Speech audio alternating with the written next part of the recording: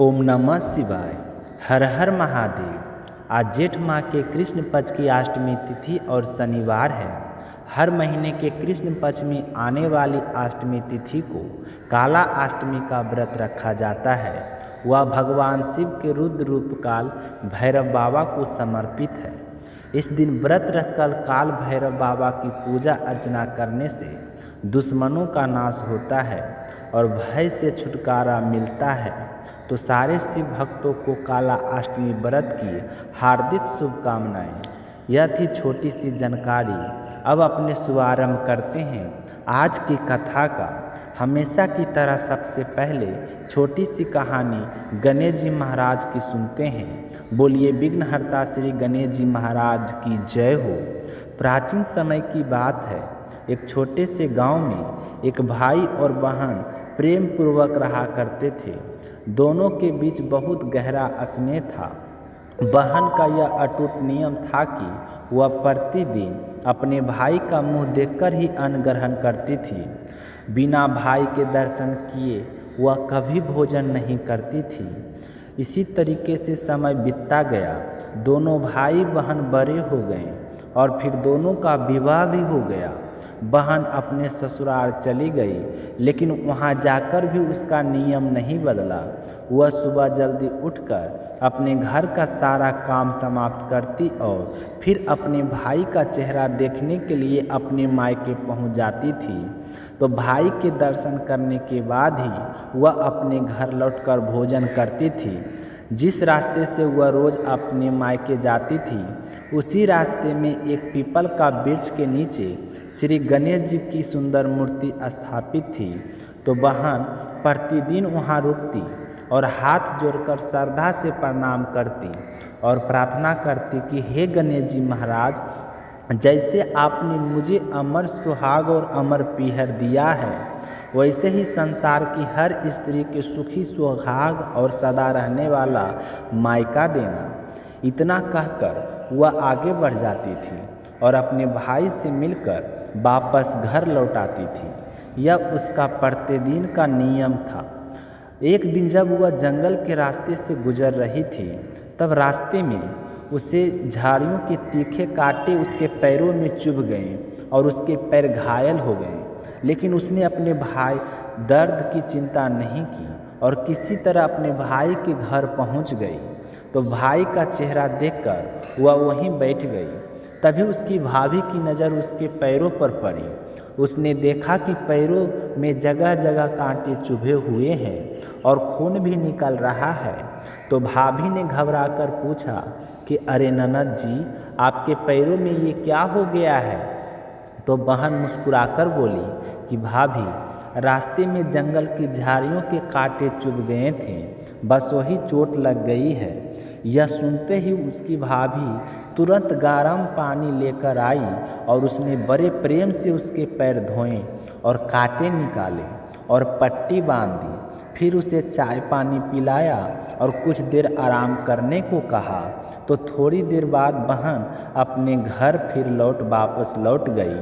लेकिन उसके जाने के बाद भाभी अपने पति से बोली कि आप कैसे भाई हैं? आपकी बहन रोज़ आपका चेहरा देखने इतनी दूर आती है, बिना आपके दर्शन किए भोजन तक नहीं करती है, और आप अपने कभी यह जानने की भी कोशिश नहीं किए कि वह किस कठिन रास्ते से आती है। तो आज उनके पैरों में इतने कांटे चुभ गए थे, लेकिन आपको ध्यान तक नहीं दिया। आपको अभी जाकर रास्ता साफ करवाना चाहिए। तो पत्नी की बातें सुनकर भाई को बहुत ही दुख हुआ। उसे अपनी गलती का एहसास हुआ। उसने सोचने लगा कि सचमुच मेरी बहन मेरे लिए इतना कष्ट सहती है और मैंने कभी उसके दुख को समझने की कोशिश ही नहीं किए हैं। तुरंत वह कुल्हाड़ी लेकर जंगल की ओर निकल पड़ा। तो उसने रास्ते में उसी झाड़ियों के कांटों को काटकर रास्ता साफ कर दिया। लेकिन रास्ता साफ करते समय उसने ध्यान नहीं दिया कि वह अनजाने में वहां रखी गणेश जी की मूर्ति को भी एक ओर से हटा दिया। यह देखकर गणेश जी महाराज क्रोधित हो गए। जब वह युवक अपने घर वापस लौटा तो अचानक उसकी तबीयत बिगड़ गई तो गणेश जी के प्रकोप से कुछ ही समय में उसकी मृत्यु हो गई। तो पूरे गांव में शोक फैल गया। गांव वाले इकट्ठा होने लगे और उसके अंतिम संस्कार की तैयारी करने लगे। तभी उसकी पत्नी रोते हुए बोली कि भाइयों, कृपया थोड़ी देर रुक जाइए, मेरी ननद अभी आने वाली है। वह अपने भाई का चेहरा देखे बिना भोजन नहीं करती है। उसे एक बार अपने भाई के दर्शन कर देने दीजिए। तो गांव वालों ने कहा कि आज तो वह अपने भाई का चेहरा देख लेगी, लेकिन कल से किसका मुंह देखकर भोजन करेगी। तो भाभी रोते हुए बोली, आज उसका नियम पूरा हो जाने दीजिए, फिर आप अंतिम संस्कार कर दीजिएगा। इसलिए सभी लोग उसकी बहन के आने का इंतज़ार करने लगे। उधर रोज की तरह बहन अपने भाई के घर जाने के लिए उसी जंगल के रास्ते से निकली। उसने देखा कि आज पूरा रास्ता साफ किया हुआ है, कांटे और झाड़ियाँ कहीं भी दिखाई नहीं दे रही थी। तो वह धीरे धीरे आगे बढ़ी, लेकिन जब पीपल के पेड़ के पास पहुंची तो उसने देखा कि वहां गणेश जी की मूर्ति अपने स्थान पर नहीं है। तो वह घबरा गई और इधर उधर देखने लगी। तभी उसकी नज़र थोड़ी दूर पड़ी तो गणेश जी की मूर्ति वहीं पर गिरी पड़ी हुई थी। तो उसने तुरंत मूर्ति को उठाया और साफ किया और श्रद्धा से फिर उसी स्थान पर स्थापित कर दिया। तो हाथ जोड़कर वह बहन बोली कि हे सिद्धि विनायक गणेश जी महाराज, जैसे आपने मुझे अमर सुहाग और अमर पीहर दिया है, वैसे ही सभी स्त्रियों को सुहाग और अमर पीहर सदा बनाए रखना।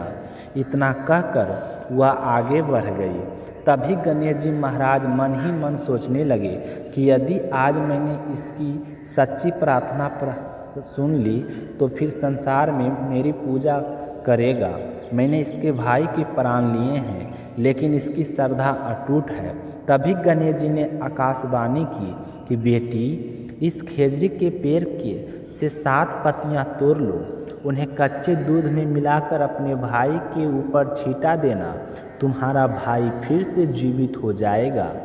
आवाज़ सुनकर बहन पीछे मुड़कर देखी, लेकिन वहाँ पर कोई दिखाई नहीं दिया। तो वह सोचने लगी कि आवाज़ ये किसकी थी। फिर उसने मन में सोचा, जो भी हो, जैसा सुना है वैसा कर लेती हूँ। उसने खेजड़ी के पेड़ से 7 पत्तियाँ तोड़ी और उन्हें अपनी चुनरी के पल्लों में बांध लिया। उसके बाद वह जल्दी जल्दी अपने भाई के घर पहुँची। तो वहाँ पहुंचकर उसने देखा कि घर के बाहर बहुत सारे लोग बैठे हैं। तो उसकी भाभी रो रही थी और उसके भाई का शव सामने रखा हुआ था। यह दृश्य देखकर बहन की आंखों में आंसुओं की धारा बहने लगी। तभी उसे गणेश जी की कही हुई बात याद आई। उसने तुरंत कच्चे दूध में उन 7 पत्तियों को मिलाया और अपने भाई के शरीर पर छींटे मार दिए। तो जैसे ही दूध के छींटे पड़े, उसका भाई अचानक उठकर बैठ गया और बोला, बहन, आज तो मुझे बहुत गहरी नींद आ गई थी। अपने भाई की बात सुनकर बहन रोते हुए बोली, भैया, ऐसी नींद तो किसी दुश्मन को भी ना आए। फिर उसने अपने भाई और सभी गांव वालों को पूरी घटना विस्तार से बता दी। यह सुनकर उसका भाई और भाभी बहुत ही प्रसन्न हुए। गांव के सभी लोग भी आश्चर्यचकित रह गए। सब कहने लगे, सच्चे मन की भक्ति में बहुत ही शक्ति होती है। बहन की श्रद्धा और गणेश जी की कृपा से उसका भाई मृत्यु के द्वार से फिर से वापस आ गई है। इसके बाद पूरे गांव में गणेश जी की महाराज की जयकारा गूंजने लगे। तो हे विघ्नहर्ता गणेश जी महाराज, जैसे आपने उस बहन के भाई की रक्षा की, वैसे ही संसार की सभी बहनों को भाइयों की रक्षा करना, सभी स्त्रियों का सुहाग अटल रखना और उनका मायका हमेशा सुखी बनाए रखना। जो भी भक्त श्रद्धा और विश्वास के साथ इस कथा को सुने या पढ़े, उसकी सभी मनोकामनाएं को पूर्ण करना। बोलिए सिद्धि विनायक गणेश जी महाराज की जय हो। तो अब अपने सुनते हैं आज की कथा में। पहले सुनेंगे काल भैरव की उत्पत्ति कैसे हुई थी, क्योंकि काल भैरव भगवान भोले शंकर का ही स्वरूप है। तो आज के दिन हमें इनकी कथा जरूर सुननी चाहिए ताकि भोले बाबा शंकर की कृपा हम सब पर हमेशा बनी रहे। तो बोलिए भोले शंकर की जय हो। पुराणों के अनुसार जब ब्रह्मा और विष्णु में विवाद हुआ तो दोनों एक दूसरे को अपना पुत्र बता रहे थे। यानी कि विष्णु जी कह रहे थे कि ब्रह्मा मेरा पुत्र है और उनका जन्म मुझसे हुआ है, और ब्रह्मा जी कह रहे थे कि विष्णु का जन्म मुझसे हुआ है। तो इस बात को लेकर दोनों में विवाद बढ़ गया।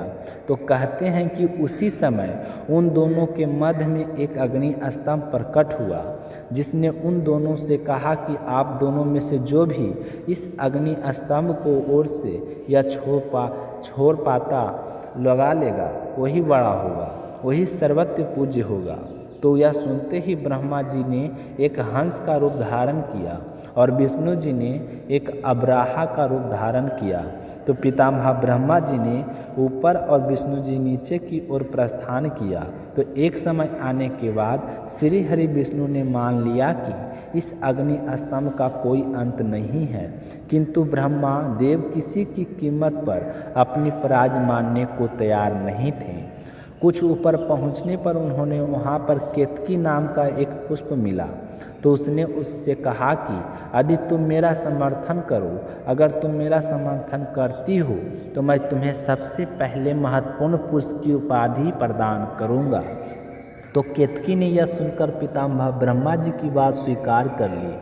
तो पितामह केतकी के फूल को लेकर नीचे आ गए और आते ही जब अग्नि स्तंभ ने उनसे पूछा कि क्या आप दोनों में से किसी को मेरा ओवरियां छोर मिला है, तो भगवान श्री हरि विष्णु ने तो मना कर दिया कि मुझे तो आपका अंत कहीं नहीं मिला। परंतु ब्रह्मदेव ने कहा कि हाँ मुझे मिला, और अपनी बात सच्ची साबित करने के लिए केतकी के पुष्प को प्रस्तुत कर दिया। तो केतकी ने भी पितामह ब्रह्मा जी के कहे अनुसार समर्थन किया।